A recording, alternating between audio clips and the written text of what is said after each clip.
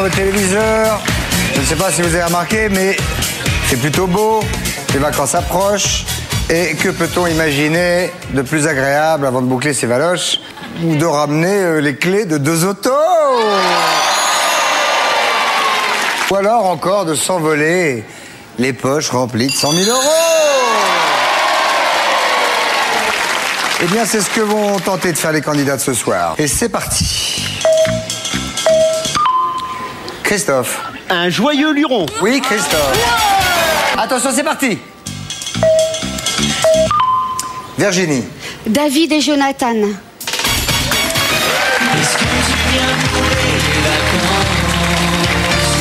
Moi je n'ai pas changé d'adresse. Virginie. Faire trempette. Je vais dire un B comme Bilout. Je suis picard d'origine. C'est quoi, et Bilout? un Chobilout là-haut. C'est le Chocopain, voilà. Un chocopain. Ben voilà. Ah bah oui, t'es beau chobilout. Ben voilà. Allez, viens toi, allez, je te ramène. Un Chopicombière et voilà. Ah oui. Oh merde. Oh pardon. Oh, excusez-moi. C'est pas très grave. Je dirais un C comme Cruchot. J'ai les mains moites. Ouais, moi j'ai les pieds poites. Un T Un T. sur le tutu. Tatati, tatata, kratapétépi, tecti, papa. Un P de Prout. La queue en tire-bouchon. Oui, madame. Il est où le cucu? Elle est où la tétette? Voilà. Il est où le cucu, elle est où la tétette, ce qui était très drôle. R de Roupette. Tout peut encore changer, vous le savez, on verra ça après la pub. À tout de suite.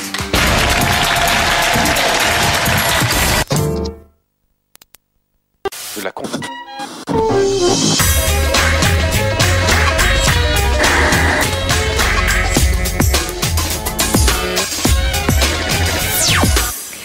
Salut à tous, c'est le week-end des plus clairs vous fait respirer l'air de la campagne. Sur notre plateau, 2 acteurs qui ont suivi l'élection présidentielle au jour le jour. Michel Field de LCI et John-Paul Lepers qui en a fait un doc pour Canal. Ils nous diront ce qui a changé pour les journalistes lors de cet événement très médiatique. Ingrid Chauvin dans la saga de l'été de M6, Sonia Rolland dans un téléfilm sur France 2. Pourquoi les chaînes laissent-elles partir leurs héroïnes à la concurrence? Réponse avec les principales intéressées. Également dans Plus clair, le détail des mesures que le président Nicolas Sarkozy devrait prendre pour les médias. Nous prendrons également le pouls des nouvelles séries médicales à la française et la température de l'Eurovision. Faut-il être subversif pour avoir une chance de prendre 10 points? Mais d'abord, le top 5 d'Éric Dussard et son palmarès d'informations médias absolument essentiel. Top, c'est parti. Numéro 5, la Reine de France ne passera pas l'été, ni même le printemps. Pendant des mois, France 2 s'est tâté, s'est dit On repousse la limite. mais cette fois-ci, date est prise, dernier numéro, le 6 juin. Dommage, c'était quand même la seule émission de débat à donner la parole à tout le monde, même aux Furby. La fin d'une émission, mais pas de l'aventure Stéphane Bern sur France 2. On va revenir. Et pas plus tard que cet été, en plus d'une série de 20h50, il devrait animer une émission d'avant-soirée. Et pour ce qui est de la rentrée, il travaille sur un divertissement culturel avec des chroniqueurs. Et bien justement, s'il est encore à la recherche de jeunes prodiges de la culture, voici un profil très intéressant, 7 candidates d'Attention à la marche. La question est sur 100 femmes, combien aiment s'entendre dire « J'adore comment tu fais l'amour ». Mais c'est elles qui le disent. Non, non, sur 100 femmes, combien aiment s'entendre dire. C'est l'homme qui dit à la femme. Bah je m'entends, je parle, je m'entends. Elle pourrait lui faire une très bonne chronique musicale, sa spécialité. Quel fruit trouve-t-on sur la tête de Dick Rivers? Un ananas, un ananas. Numéro 4, Vis ma vie en bien mauvaise posture. Regardez plutôt ce qu'il attend. Les ténèbres télévisuelles. D'après Télé 7 jours, après 6 ans d'existence, l'émission pourrait passer à la trappe en fin de saison. Oh, je suis scotché de voir ça. Raison invoquée, l'audience est un concept usé et pourtant pour donner un coup de jeune à l'émission, il aurait suffi de prendre une nouvelle animatrice, DJ Geneviève. Allez, ça va bientôt tourner si vous voulez avoir votre cœur qui bat très fort. Geneviève de Fontenay qui lors de son Vie ma vie mardi nous a rappelé avec émotion combien elle aime ses miss.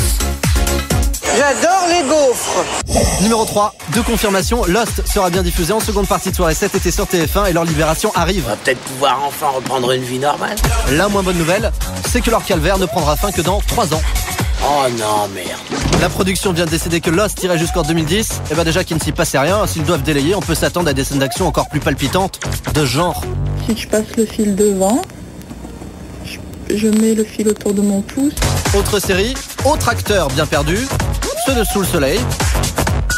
D'après Télé 2 semaines, TF1 songerait à supprimer cette série culte. C'est pas une si mauvaise idée que ça, dis donc. Disons qu'on devrait pouvoir s'en remettre. Tu sais, les pour toi, rien n'est grave.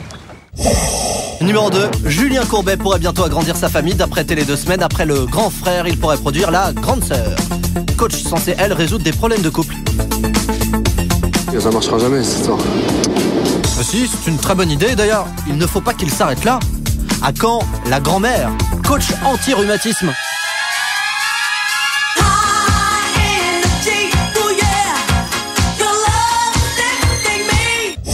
Numéro 1, encore un nouveau jeu en préparation pour M6. D'après le Parisien, Uberprod concocterait un nouveau programme nommé Mister Chance. On ne connaît pas encore le concept, mais si c'est de dénicher un vrai Mister Chance, qu'il laisse tomber. Nous, on l'a déjà trouvé. Ce pilote d'avion du siècle dernier. Il fait une embardée à travers le parking. Sur la trentaine de voitures qui s'y trouvent, une seule est détruite, la sienne. Oui, un vrai Mister Chance. Puis il s'écrase sur le Metz et détruit une seule chambre, la sienne.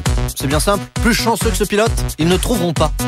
Il a survécu, l'accident ne l'a pas tué. Lorsqu'il est sorti de l'avion, un bloc de béton lui est tombé dessus. Officiellement, il est mort en se brisant le cou. Mercredi prochain, Nicolas Sarkozy sera officiellement président de la République. Plus clair revient sur les propositions en direction des médias énoncées dans le programme du candidat, notamment pour ce qui concerne la télévision. En voici les grandes lignes avec Christelle Rebière. Ni privatisation, ni taxation. Pas question de faire passer dans le privé une chaîne de télé ou de radio. Pas question non plus d'augmenter la redevance. Nicolas Sarkozy se dit prêt au contraire à accroître le nombre d'écrans publicitaires pour donner plus de moyens au service public. En contrepartie, ce dernier serait prié de renforcer ses émissions culturelles et éducatives.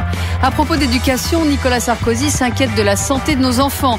Il souhaiterait limiter les pubs pour les yaourts, gâteaux et autres barres chocolatées aux heures de programme jeunesse afin de lutter contre l'obésité. Vive la voix de la France à l'étranger, Nicolas Sarkozy soutient la chaîne d'information France 24. Mais il aimerait que le bébé de Jacques Chirac travaille à l'avenir en complémentarité avec TV5, Euronews et RFI qui sont sur le même créneau. L'ami de Vincent Bolloré, propriétaire de Direct 8 et de journaux gratuits, de Martin Bouygues, patron de TF1, et d'Arnaud Lagardère, patron d'Hachette, s'est souvent vu poser la question de l'indépendance des médias. D'autant que ces entreprises vivent aussi des commandes de l'État. Nicolas Sarkozy estime que l'attribution des marchés publics est extrêmement surveillée aujourd'hui et que la loi anti-concentration dans les médias est suffisante. République rime avec numérique. D'ici 5 ans, toutes les écoles seront connectées au haut débit, 100% des universités au Wi-Fi et le nombre de foyers équipés aura doublé. Le mulot cher à Jacques Chirac n'a qu'à bien se tenir. Demain, à 20h50 sur Canal, le jour de gloire, un doc de John-Paul Lepers sur les coulisses de la campagne présidentielle. Des coulisses que Michel Field a vécues en direct pour LCI. Jamais campagne n'avait été aussi médiatique. Mais au fond, qu'est-ce qui a changé pour les journalistes ces derniers mois? Messieurs, bonjour. Bonjour. Bienvenue sur le plateau de Plus Clair. Alors, vous avez vécu l'un et l'autre la campagne de manière assez différente. Vous, davantage sur le terrain, et vous en plateau, Michel Field. En tant que journaliste, qu'est-ce qui, comparé à 2002, a changé en 2007 ? Ils veulent tout contrôler. De plus en plus, ils ont compris que la télévision, la presse, c'était un moyen, bien sûr, d'être connu, c'est un moyen de passer des messages. Et ils passent, si vous voulez, des deals avec certains journalistes où ils vont empêcher d'autres journalistes de travailler. Ils vont dire, si vous faites ça, vous n'aurez pas ceci. Et c'est donc, de plus en plus, en tout cas pour mon attitude de journaliste, c'est de plus en plus difficile et c'est un peu la guerre. Oui, verrouillage par les communicants. À droite comme à gauche. À droite comme alors là, il y a pas de différence. Ça a été compliqué. Ça a été compliqué de travailler avec tout le monde. En même temps, ça a été une campagne absolument passionnante parce qu'il y a eu une série de rebondissements. Alors, il y a eu d'abord le phénomène Ségolène Royal. Après, il y a eu la montée du phénomène Bayrou. Après, il y a eu les signes qui montraient que Le Pen allait sans doute s'effondrer. Donc, tout ça a fait dans une sorte de suspense quotidien un feuilleton, je crois, extrêmement excitant pour les gens. Un feuilleton que vous avez tourné, vous, donc, au quotidien, puisque vous avez réalisé ce documentaire. Jour de gloire, ce sera diffusé demain. Il faut aller le plus vite possible. Il faut être le premier à diffuser. Dans ces cas-là, il y a aussi une compète entre les documentaristes. Oh, ça dépend. On a souvent sur Canal, j'ai diffusé des films le lendemain de l'événement. Là, j'ai préféré prendre un peu plus de temps. C'est quand même 90 minutes. C'est un documentaire qui n'est pas un bout à bout de séquence, mais plus un travail d'auteur que j'ai fait avec Jean-Sébastien Desbordes. des deux auteurs de ce film, on avait tous dans nos têtes, aux citoyens, qu'est-ce qui va se passer? Est-ce que Le Pen va être au second tour ou pas? Et donc c'est cette angoisse qu'on va essayer de raconter, de vous montrer en essayant d'être le plus équitable possible. On regarde un extrait tout de suite d'Un jour de gloire, diffusé demain sur Canal. Et on va essayer de faire quelque chose dont les gens se souviendront, à la fois moderne et simple, mais moderne, très moderne. Donc, je vais passer à une nouvelle étape de ma vie politique, qui est une étape où je dois rassembler. Ça vous a pas gêné d'être belle, vous? Non, c'est pas gênant. Ça vous a aidé? Est-ce que ça m'a aidé? Je ne sais pas, il faudrait demander aux électeurs. Bon, vous êtes séductrice. Il y a des gens qui sont très laids, qui sont très séducteurs. Oui, mais enfin, vous êtes très séductrice. Non, je ne suis pas dans le rapport de séduction. John-Paul Lepers, Vous non plus. vous posez des questions, on a le sentiment que vous posez des questions que d'autres journalistes en plateau n'osent pas poser. Est-ce que c'est ça, est-ce que vous poseriez ce type de questions à Ségolène Royal? Sur la séduction, par exemple? En effet, c'est pas le même non. Je crois qu'on n'a pas le même régime. Déjà, quand on est sur le terrain et quand on est en plateau. Deuxièmement, quand on est dans un cadre qui est plus institutionnel et en effet autrement codé que quand on est dans la rage. Bon, j'aurais tendance à dire que les deux sont assez complémentaires aussi.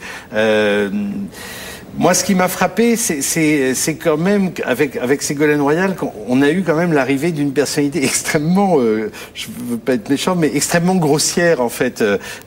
Pourquoi? Parce qu'elle décommandait les rendez-vous. Moi, j'ai trouvé que le comportement, le mépris est quand même unanimement partagé, mais on l'a ressenti, c'est-à-dire la manière dont on était instrumentalisé et dont les rendez-vous étaient pris, des faits. Le cynisme a été vraiment unanimement et également réparti, je trouve. C'est vrai que Ségolène Royal a décommandé, par exemple, un journal de TF1, France 3. Le soir même, le jour où elle est élue à Mel, elle doit aller sur le plateau de TF1, elle l'annule dans quelques heures avant. Elle a animé El Kabach le matin, enfin, elle l'a fait souvent, quoi. Elle montre aussi que c'est elle qui décide, c'est une manière de montrer qu'elle est autoritaire, hein. On lui a dit, vous n'êtes pas capable, etc. On peut être autoritaire et bien élevé, à un moment donné. En même temps, il y a une différence sur le terrain, et bon, moi, c'est ça que je côtoie, c'est deux styles quand même différents.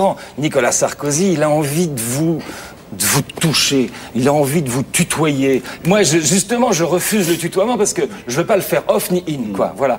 Et Ségolène Royal, elle qui est tout à fait, qui garde ses distances, qui vous voit les journalistes, qui même et quelquefois ne s'occupe pas d'eux. Elle va garder une vraie distance et nous garder à distance. C'est deux styles différents. Il y en a un qui cherche la connivence et l'autre qui cherche de temps en temps à séduire pour passer quand elle veut. Comment on contourne les restrictions qu'imposent les directeurs de com des candidats?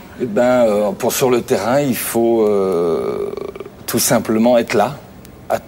Dernièrement, entre les deux tours, Nicolas Sarkozy qui souhaite pas vraiment me répondre. Il va avoir Borloo et il va visiter un tramway. Et ça, c'était pas dans le programme. Et là, il se trouve qu'il a raté le tramway. Que donc, j'ai 5 minutes pour lui parler. Et il n'y a pas de garde du corps, il n'y a pas d'autre télé. Et là, effectivement, c'est juste se glisser là où il ne savent pas qu'on pourrait se glisser. Je vous propose de regarder ce sujet de Marie-Laurence Rincé qui est allée à la rencontre d'un certain nombre de vos confrères et qui nous ont raconté comment ils ont vécu cette campagne et puis les changements éventuels par rapport à 2002. Jamais la campagne électorale n'aura autant passionné les Français, jamais non plus la concurrence entre les médias n'aura été aussi féroce, inversant quasiment le rapport de force avec les candidats. Aujourd'hui, les politiques ont devant eux une sorte de clavier. Ils ont les radios, ils ont toutes les chaînes généralistes, plus les chaînes de la TNT, et en fonction, au fond, de leur envie, de l'opportunité, de ce qu'ils ont envie de dire, du format, ils vont choisir. Avec probablement 2 fois plus de caméras et de photographes qu'en 2002, sur le terrain aussi, il a fallu jouer des coudes. On avait un nombre considérable de confrères. Médias traditionnels, anciens, connus et nouvelles rédactions, dans lesquelles on trouvera des chaînes d'infos continues, dans lesquelles on trouvera des blogueurs. Ils étaient là avec leur téléphone, leur mini-caméra, et ils s'imposaient. L'UMP et le PS ont trouvé la parade en filmant eux-mêmes les meetings et en mettant ces images à disposition des rédactions. C'est la première fois que je vois des images de meetings données par un parti politique. Superbement filmé, j'ai jamais vu ça. C'était Hollywood, quoi, Hollywood. C'était vraiment avec des mouvements de grue extraordinaires, des trucs. C'est-à-dire qu'ils ont la maîtrise de l'image qu'ils veulent donner de leur meeting et de leur congrès. Et d'ailleurs, c'est tellement vrai qu'à tel et tel endroit, vous ne pourrez pas accéder. Nous avons notre caméra, ne vous inquiétez pas. Ça pose problème. Ça pose problème parce que ça veut dire que tout le monde voit la même chose. Internet s'est également pour la première fois retrouvé au cœur de la présidentielle, avec une fréquentation accrue des sites des candidats comme ceux des médias. En gros, tous les sites médias ont bénéficié de l'effet présidentiel. TF1 a littéralement explosé en termes d'audience, avec plus de 120% de visiteurs supplémentaires entre, si vous voulez, cet été et la fin de la campagne. Rien n'a été laissé au hasard. Les candidats ont même accepté de répondre à des revues aussi improbables que l'officiel du taxi, Architecture, Bois et Dépendance ou encore Rottweiler News. On nous disait même non, oui, Nicolas va vous répondre, Ségolène va vous répondre. C'était assez familier, c'est des gens qu'on pouvait joindre à n'importe quel moment de la journée, qui laissaient leur portable. Je sais que la fille avec qui j'étais en contact pour Sarkozy, je l'ai eu rappelé un samedi soir à 11h30, vraiment ouvert, disponible et professionnel, quoi. S'adresser aux propriétaires de chiens, jouer les rédacteurs en chef du Grand Journal, les candidats auront donc tout fait et Vincent même dans certaines émissions, les journalistes eux-mêmes. Le rêve, c'est le rapport direct d'eux avec le peuple, ce qu'ils appellent le peuple, les gens, les vrais gens. Cette nouvelle loi contre le tabac sera-t-elle la première d'une série de lois visant à limiter la liberté de chacun ? Alors le journaliste est un sacré emmerdeur, hein. Ce type qui vient faire l'intermédiaire entre le citoyen et le machin, etc. C'est une catastrophe pour eux. Donc le journaliste a été le personnage exclu d'une certaine façon de cette campagne. Il faut qu'il retrouve vite la vie politique citoyenne. Alors on va revenir sur l'ensemble des points qui ont été abordés. Déjà la surmultiplication des journalistes, c'est-à-dire que là où il y avait 10 journalistes avant, il y en a eu 60, 100. Serge Moati a raison, il y a de plus en plus de gens qui veulent l'image et qui veulent des images. Et d'un autre côté, il y a un blocage comme on n'en avait jamais connu, c'est-à-dire avec les partis qui sont fournisseurs eux-mêmes d'images. Et ça, alors là, je trouve qu'il y a une vraie question déontologique. Nous, on est tributaires de ces images qui sont quand même de l'ordre du mensonge de parti. Il n'y en a aucune qui a été diffusée sur LCI, par exemple, de ces images proposées. Aucune n'a été diffusée sur LCI. Ah ben si, c'est-à-dire que alors on n'a pas eu le choix quand c'était les partis. Si, on a le choix. Moi, on a le choix de pas diffuser. J'ai choisi de pas prendre du tout ces images-là. Moi, j'ai choisi que les images qui sont moins bonnes, qui sont moins belles, qui sont moins léchées, qui sont moins à la gloire, en fait. Bon, mais ils ont fait relativement marche arrière. Après, ça a été des images de poules et tout, et on est revenu. Je crois que là, ils ont senti qu'il y avait quand même une tension et qu'on était à une limite déontologique qu'on n'allait pas pouvoir accepter longtemps. Il y a une dernière chose qui se passe, c'est que dans la coulisse, on avait de temps en temps le droit de suivre le candidat. Aujourd'hui, ça a été totalement bloqué. Donc, qu'est-ce qui nous reste? C'est de mettre le pied dans la porte et de poser des questions. C'est ça qui nous reste. Moati le dit, il faut le faire.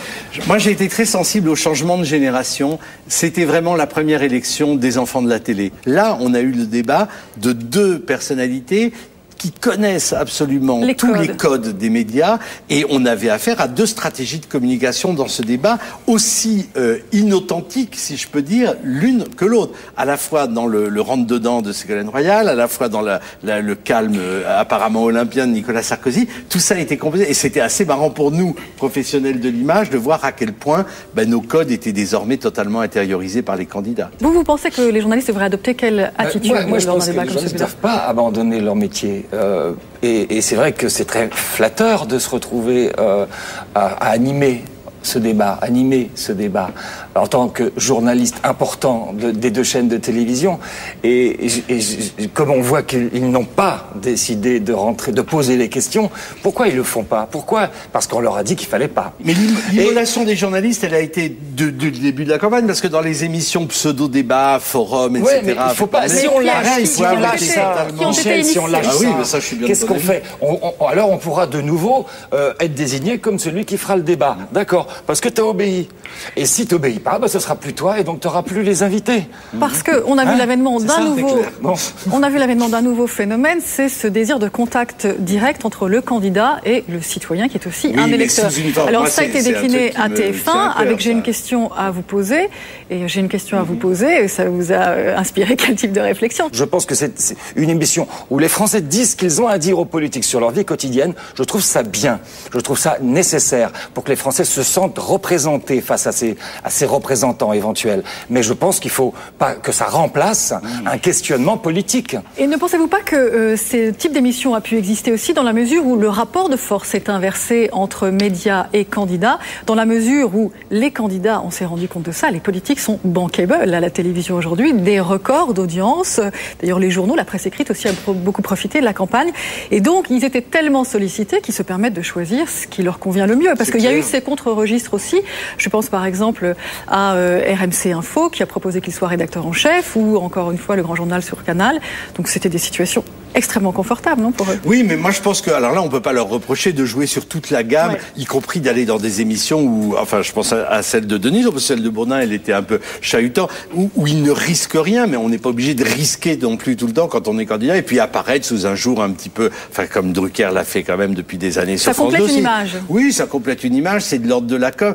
On peut pas leur reprocher à eux de faire de la com, et ni à certains secteurs de notre profession de leur laisser, parce que voilà, c'est plus une émission de divertissement que d'info. Bon, là où je rejoins mon voisin, c'est qu'effectivement, même les émissions forum sur lesquelles j'étais très critique, quand bien même on peut les accepter sous la forme un peu navrante, je trouve qu'elles ont eu, ça ne veut pas dire qu'il faut que le travail journalistique de questionnement, de droit de suite, et Dieu sait qu'on le fait pas assez, mais le peu qu'on le fait déjà, apparaît désormais presque insupportable pour les politiques. Je pense qu'il va falloir remettre un peu d'ordre dans tout ça et que le vrai questionnement d'hommes politiques soit de nouveau acceptable sur des grandes chaînes.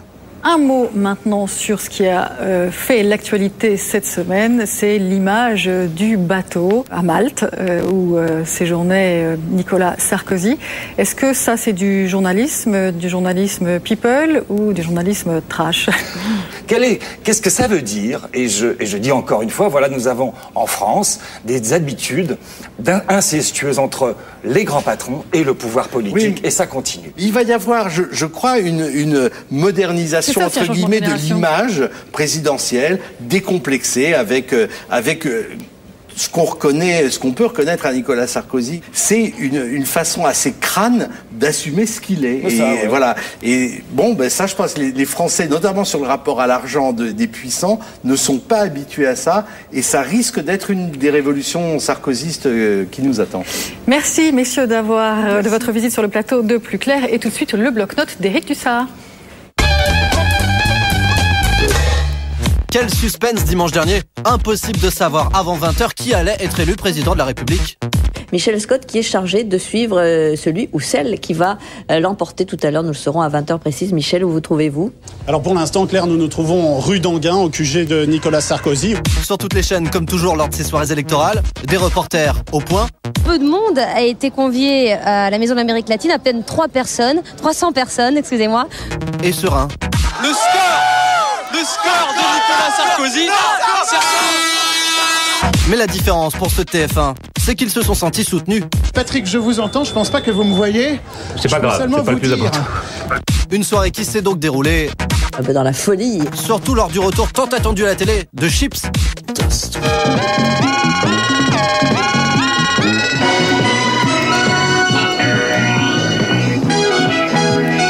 Une course au scoop remportée par TF1, 9 millions de téléspectateurs, 4 400 000 ayant choisi France 2 et une Élise Lucet manifestement en pleine forme.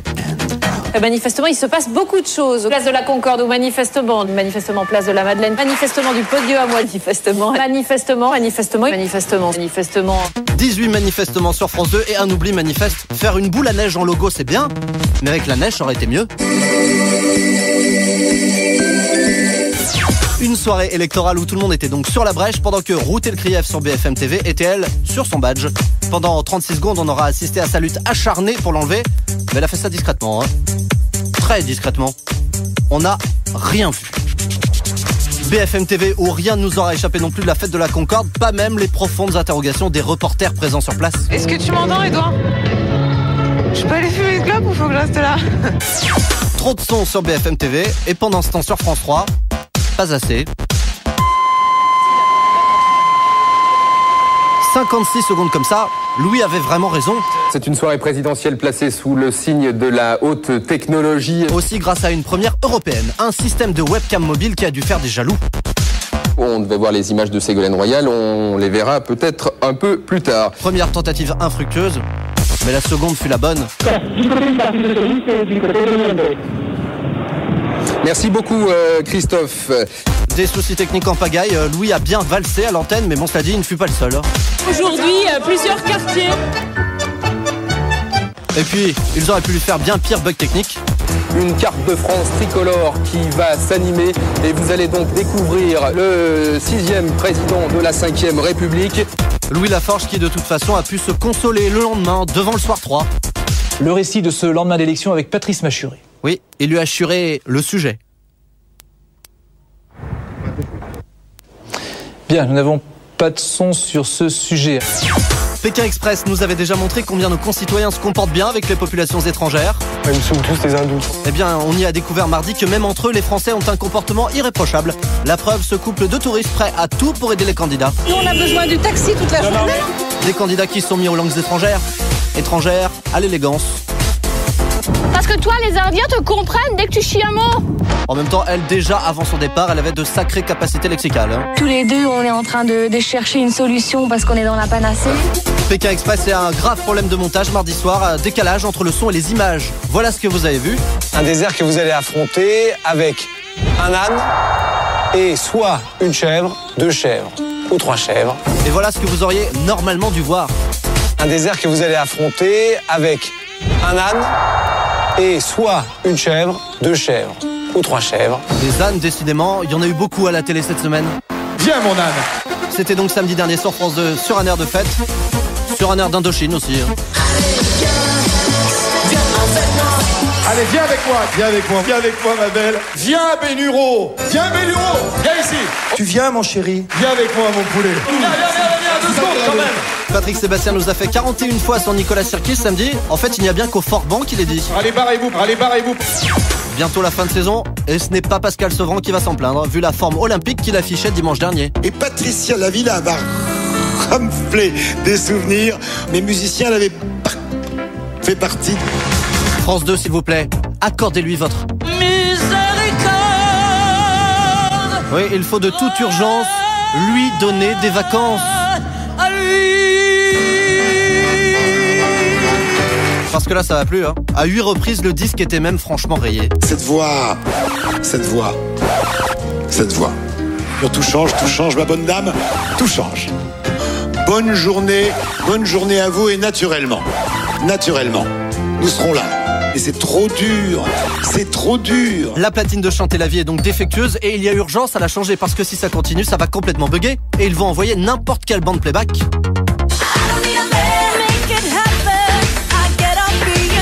Autre coup dur pour la musique cette semaine à la télé, l'échec de la quotidienne de la Nouvelle Star côté audience. C'est une sacrée fausse note. C'est incontestable. Un peu plus d'1 million de téléspectateurs seulement, moins de 7% du public. Bref, M6 ne devrait pas tarder à dire. Bah non, pas déjà. C'est fini. Bah, il paraît que ça se termine déjà l'émission. Julien Dugas, bonjour. Bonjour Florence. On se retrouve pour de nouvelles indiscrétions et débute avec la bataille des jeux. M6 marque 1 point face à TF1. Oui, on vous a déjà parlé ici de l'arrivée imminente d'un jeu américain, Are You Smarter Than a Fifth Grader? Le concept est archi simple. Un adulte est confronté à 5 élèves de CM2 sur des questions, un QCM. Il doit gagner de plus fort que les élèves de CM2. Le programme a démarré fin janvier sur Fox Network. Il a réalisé d'excellents scores. C'est le meilleur démarrage sur la chaîne depuis Family Guy en 99. TF1 M6 se tirait la bourre pour avoir ce jeu et finalement c'est M6 qui l'emporte. On verra donc ce jeu adapté sur M6 prochainement. I'm going to say September. September. That's not right. Your only hope right now is that Laura saves you. If she has the right answer, you're still in the game. France 4 aime le rap. Planète Rap, c'est une émission de rap sur France 4 animée par Fred Mussa qui jusqu'à maintenant était mensuelle. Et bien désormais, l'émission hip-hop de France 4 sera hebdomadaire. Certainement la preuve d'un succès chez les jeunes. Tous les samedis à 18h15, Planète Rap squattera donc France 4. Prochain rendez-vous de cette émission produite par Sarah Lelouch le 12 mai avec Rof. M6 se passionne pour les requins. Oui, encore une nouvelle série américaine qui débarque en France sur M6. Ça s'appelle Shark. Un avocat véreux rentre au bureau du procureur pour former donc des jeunes. Là où ça devient intéressant, c'est qu'il est tellement pourri qu'il choque tous les jeunes qui voulaient apprendre. Et là où ça devient franchement très intéressant, c'est que cet avocat véreux est incarné par James Woods. On l'a vu notamment dans Casino de Martin Scorsese. Il était une fois en Amérique. Ça serait presque dégradant de le représenter. Tout de suite, un extrait de James Woods, du grand James Woods dans Shark. This is where Anna Rodriguez became a widow, where two little girls lost their father. A murder trial is not about facts and evidence, which is good for us since we're screwed on both. It's about asking a jury to demand justice for this family. Pour l'instant, Shark est diffusé tous les jeudis sur CBS face à Urgence et à chaque fois, James Woods met sa claque au Country Hospital. Autrement dit, il est plus fort qu'Urgence. 5 millions de téléspectateurs de plus en moyenne. En gros, on dirait bien qu'M6 a fait une très très bonne acquisition. Merci Julien Dugast, on se retrouve la semaine prochaine. Dans un instant, Ingrid Chauvin et Sonia Roland sont dans Plus Clair, juste après la pub et le zapping. À tout de suite.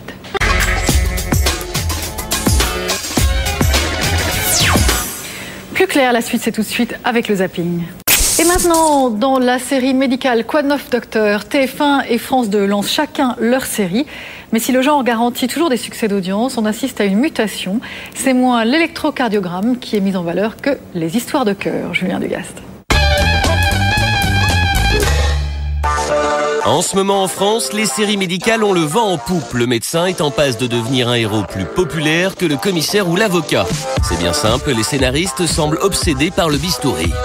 Et ils ont tout d'un coup découvert un nouveau milieu dans lequel ils pouvaient faire évoluer des histoires où chaque acteur a une vie propre et où en plus il est confronté à des expériences qui sont infinies. Tout le monde a été malade et tout le monde sera malade, mais tout le monde n'aura pas un crime dans sa famille. Par conséquent, le sujet médical est beaucoup plus proche de la réalité quotidienne des spectateurs que les autres sujets. C'est tellement vrai qu'en France, au moment où je vous parle, 2 fictions médicales sont en tournage. L'hôpital pour TF1, une série de 6 fois 52 minutes, très inspirée de Grey's Anatomy. Bienvenue aux urgences du Grand Ouest. Merci. Vous allez lui faire. Et équipe médicale d'urgence pour France 2, la 2e saison d'une série qui suit le quotidien d'une équipe du SAMU. Pour cette 2e mouture, l'accent a été mis sur la vie privée des personnages. Il va emporter les traces sur son visage toute sa vie, tu comprends ça? C'est comme ça aussi que le spectateur s'attache aux personnages, c'est aussi savoir ce qui leur arrive dans la vie de tous les jours et comment ils arrivent réellement à concilier leur métier avec leur vie privée. Parlez plus des turpitudes intimes des héros, moins de leur travail. Vous allez me dire, les Américains le font depuis longtemps. Eh ben oui, mais en même temps, ils en sont à la 13e saison d'Urgence là-bas. J'aime beaucoup les personnages d'Urgence, je trouve que c'est assez brillant. Voilà, j'aime la vie privée de ces personnages. Et oui, la référence dès qu'on parle de série médicale, c'est Urgence. Depuis sa première diffusion sur France 2 le 27 juin 1996, les Français sont devenus fans d'un univers jusque-là inhospitalier. Un train thoracique 32 French. Et pourtant, les 2/3 des dialogues restaient obscurs. Mais alors, que s'est-il passé? L'effet George Clooney? Apparemment, les raisons du succès sont bien plus profondes. Si Urgence a marché en France, c'est d'abord pour une raison très simple, c'est que ça a été diffusé le soir, en première partie de soirée, le jeudi, l'été, comme Lost l'a été il y a 2 ans. Et les gens ont regardé. C'est une fiction, mais tellement basée sur des expériences réelles qu'on ne peut pas dire ça n'est pas vrai. À aucun moment, on va dire ça n'existe pas. Et figurez-vous que les Américains n'ont pas attendu Urgence. 33 ans avant nous, en 1963, le soap General Hospital séduisait et séduit aujourd'hui encore les Américains. En fait, l'ordre des médecins craignait l'arrivée en France de séries où l'on donnait plus souvent raison aux patients qu'aux médecins. Aujourd'hui, évidemment, on n'en est plus là. Gorge irritée.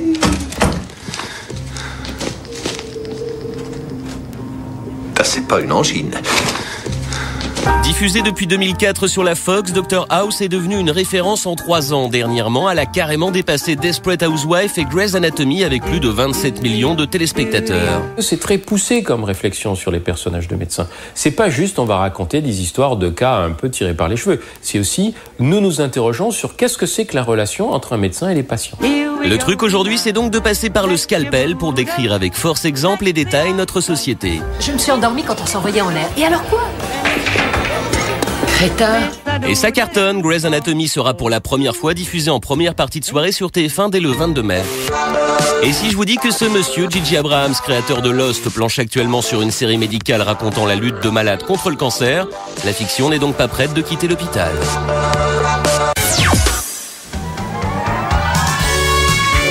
Ingrid Chauvin sera lundi sur TF1 et le 23 mai dans la saga de l'été de M6. Sonia Rolland, Léa Parker de M6 sera elle mardi et mercredi sur France 2.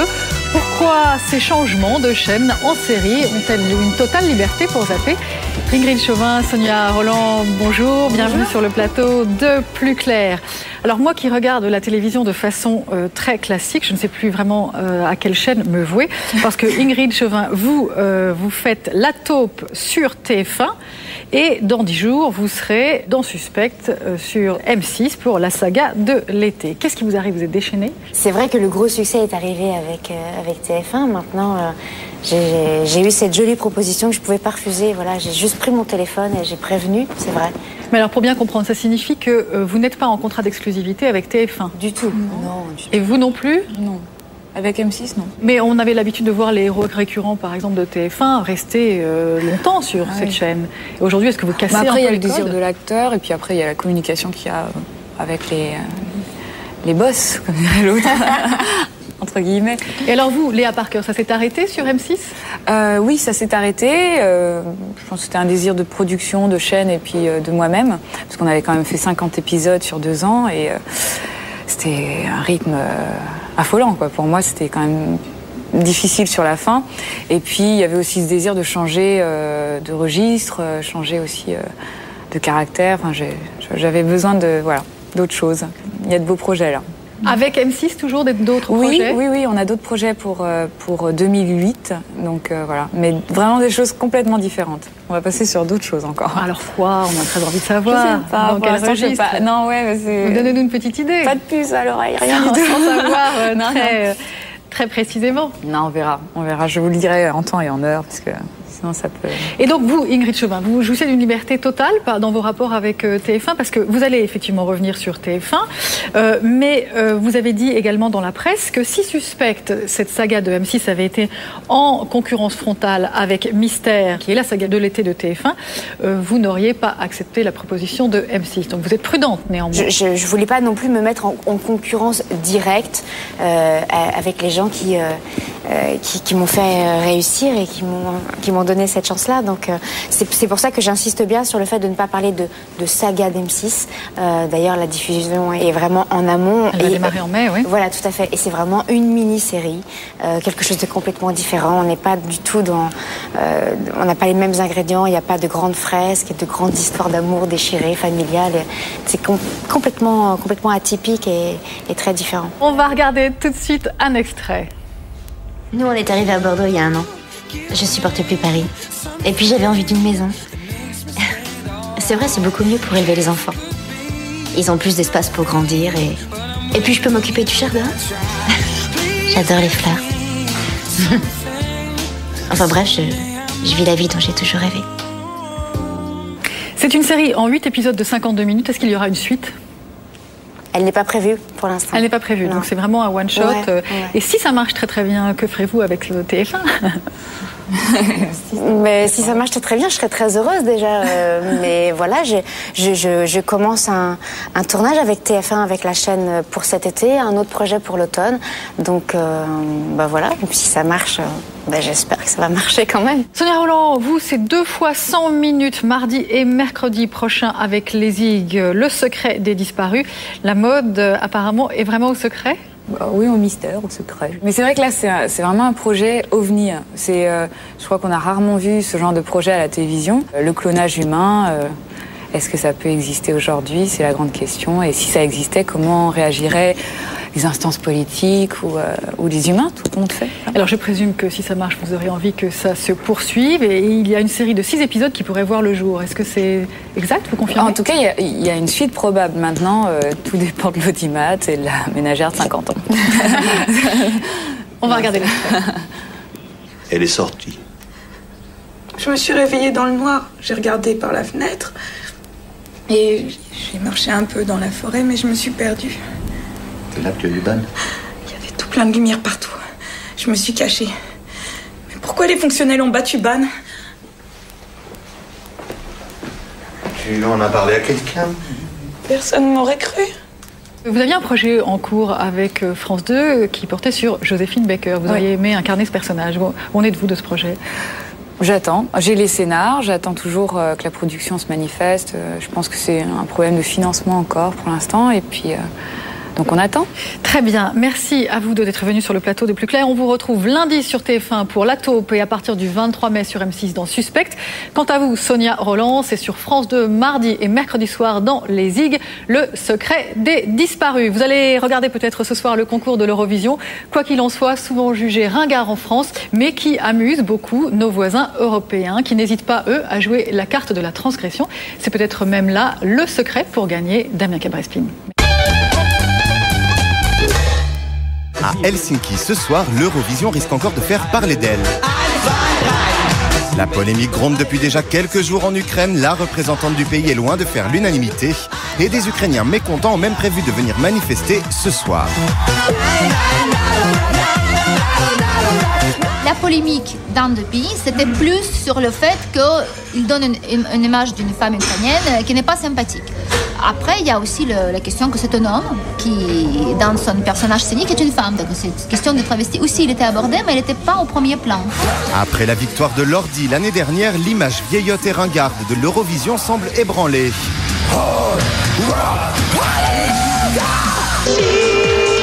En 1998, Israël avait déjà secoué le temple de la variétoche kitsch en présentant Dana International.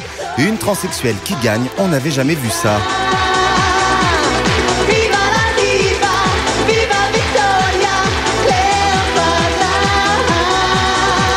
C'est politique, si vous voulez. Ça a un impact. C'est pas de la politique style siège de parti et les QG, mais c'est de la politique dans les sens nobles de la politique de la cité. The world is full of terror. If someone makes an error, it's gonna blow us up to biddy kingdom come.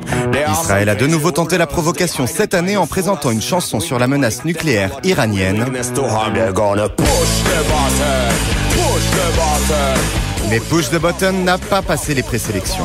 C'est la chanson aussi qui compte. On vient à une chanson pour la musique, on y reste pour le texte. Et quand on est étranger, quand on ne comprend pas le texte, on vient pour la musique. Et si elle est costaud, on y reste. Autrement, on va voir ailleurs. L'autre polémique cette année vient de Suisse. DJ Bobo, auteur entre autres du tubissime Chihuahua, a provoqué la colère de l'Union démocratique fédérale, un parti chrétien qui voit dans cette chanson une incitation au suicide pour les jeunes.